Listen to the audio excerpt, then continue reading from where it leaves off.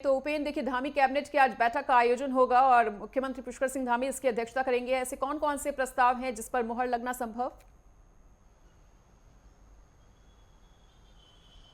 देखिए, जिस तरीके से आधा घंटे यानी कि 11:30 बजे के करीब जो है मुख्यमंत्री पुष्कर सिंह धामी की अध्यक्षता में जो है धामी कैबिनेट की बैठक होनी है। तमाम मंत्री और तमाम जो अधिकारी हैं वो बैठक में मौजूद रहेंगे और बैठक में 1.5 दर्जन से ज़्यादा प्रस्ताव जो हैं पर जो है वो मुहर लग सकती है। खास तौर पर अगर बात की जाए तो जिस तरीके से गैरसैंण में जिस तरीके से अनुपूरक बजट को जो है इस बार मानसून सत्र के दौरान जो है वो रखा जाएगा, तो मानसून सत्र में के प्रस्तावों को जो है आज कैबिनेट में जो है उस प्रस्तावों पर चर्चा जो है वो किया जा सकता है। उसके साथ ही जिस तरीके से जो दैनिक वेतन भोगी जो कर्मचारी हैं, साथ ही और जो ऐसे कर्मचारी हैं जिनके नियमितीकरण होना है, उनके प्रस्तावों पर जो है वो आज कैबिनेट में जो है वो चर्चा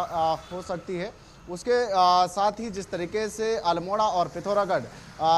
जिले को जिस तरीके से जो है नगर निगम में शामिल करने को लेकर काफ़ी लंबे समय से जो है चर्चा चल रही थी। हालांकि कई सारे भ्रामक प्रचार प्रसार भी इसको लेकर जो है वो चल रहा था। ऐसे में उसको नगर निगम में शामिल करने का प्रस्ताव जो है उस पर आज चर्चा हो सकती है। उसको लेकर भी धामी कैबिनेट में आज जो है इस पर चर्चा होगी। साथ ही जिस तरीके से असिस्टेंट प्रोफेसर और प्रोफेसर जो मेडिकल कॉलेजों में जो असिस्टेंट प्रोफेसर हैं और प्रोफेसर उनके वेतन बढ़ोतरी को लेकर भी काफ़ी लंबे समय से जो है ये मांग चल रही है और काफ़ी पहले से भी कई बार जो है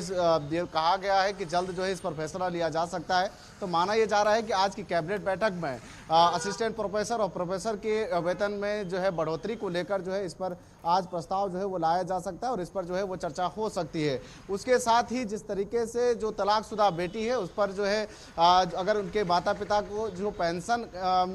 की जो बातें जो सरकार की ओर से किया गया है, वित्त मंत्री की ओर से उस पर अनुमोदन भी किया गया है और ये प्रस्ताव जिस तरीके से केंद्र सरकार और यूपी सरकार की ओर से अनुमोदन हो चुका है, ये प्रस्ताव जारी हो चुका है। अब उत्तराखंड सरकार की पहल है कि अब जो विधवा बेटी है उसको भी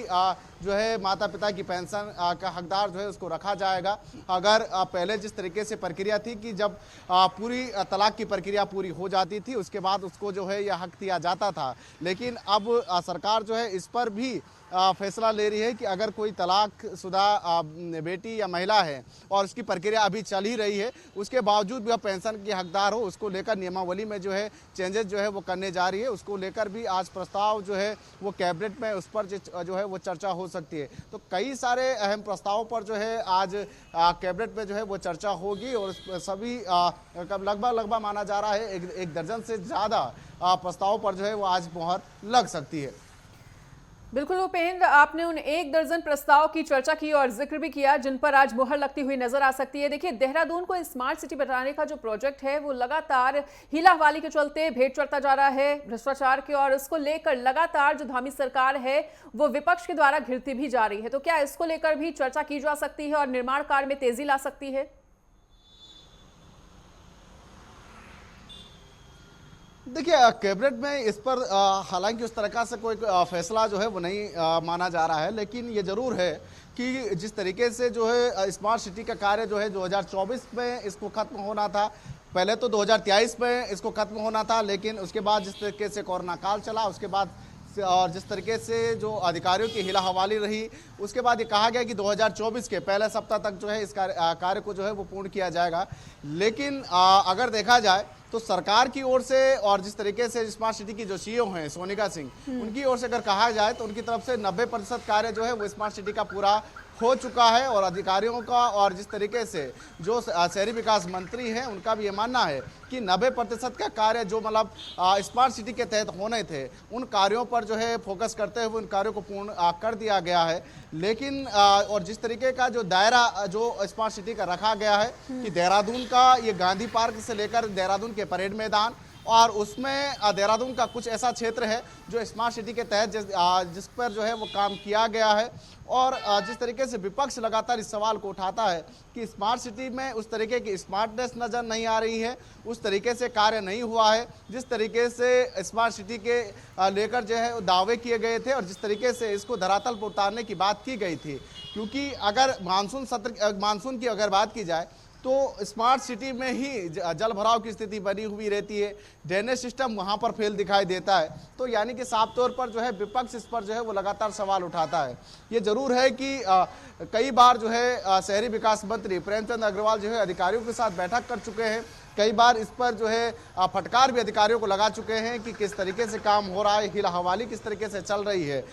इस पर जो है खुद भाजपा के जो विधायक हैं, चाहे वो खजान दास हो चाहे वो अन्य जो विधायक हैं, उनको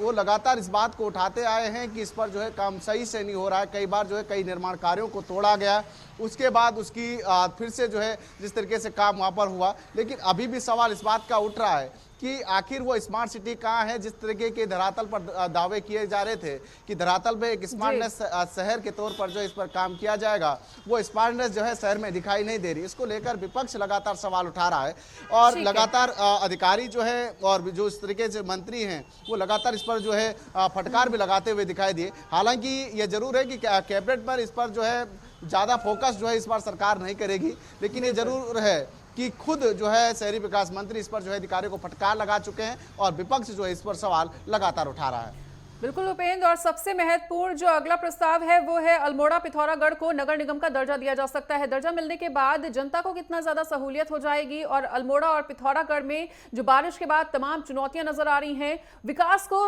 रफ्तार कितनी तेजी से मिलेगी? देखिए, अल्मोड़ा पिथौरागढ़ का जो मुद्दा है वो काफ़ी लंबे समय से चर्चाओं में है। इसको लेकर कई सारी भ्रांतियां भी जो है जिस तरीके से चल रही थी कि इसको जो है पालिका में शामिल किया जा रहा है और इसमें जो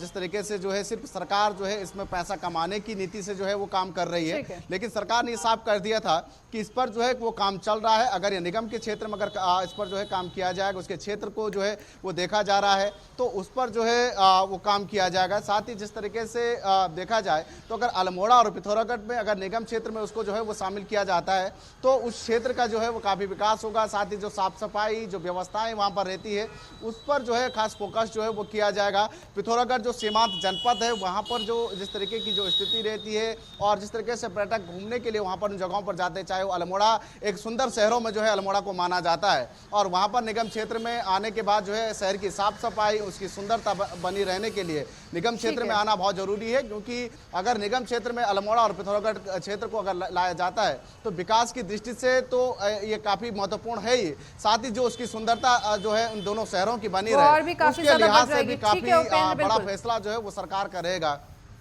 ठीक है, तो इस तमाम बातचीत के लिए और तमाम जानकारी को साझा करने के लिए आपका बहुत बहुत शुक्रिया। तो देखिए, धामी कैबिनेट की बैठक शुरू होने वाली है से कुछ ही देर में और देखना वाकई में दिलचस्प होगा कि कौन कौन से महत्वपूर्ण प्रस्ताव पर मुहर लगती है।